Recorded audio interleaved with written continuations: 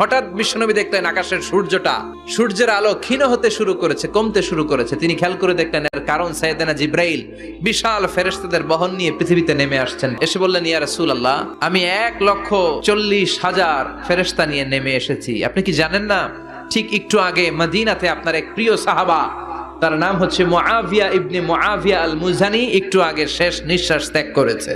সাইয়েদনা জিব্রাইল বললেন, ও নবী, আপনি কি আপনার প্রাণের সাহাবীর জন্য গায়েবানা জানাজা পড়বেন না? বিশ্বনবী বললেন, অবশ্যই পড়ব। সাহাবীদের মধ্যে ঘোষণা দিলেন, ও সাহাবারা, তোমাদের ভাই মুআবিয়া ইবনে মুআবিয়া আল মুজানি কিছুক্ষণ আগে মদিনাতে ইন্তেকাল করেছে। তোমাদের ভাইদের জন্য সবাই বাইরে বের হয়ে আসো, এই মুহূর্তে আমরা গায়েবানা জানাজা পড়ব। বিশ্বনবী প্রথম কাতারে দাঁড়ালেন, হাজার হাজার সাহাবারা লাইন ধরে দাঁড়ালো। সাইয়েদনা জিব্রাইল 1,40,000 ফেরেশতা নিয়ে সাহাবাদের পেছনে 2টা লাইনে দাঁড়িয়ে গেলেন। নামাজ শেষ।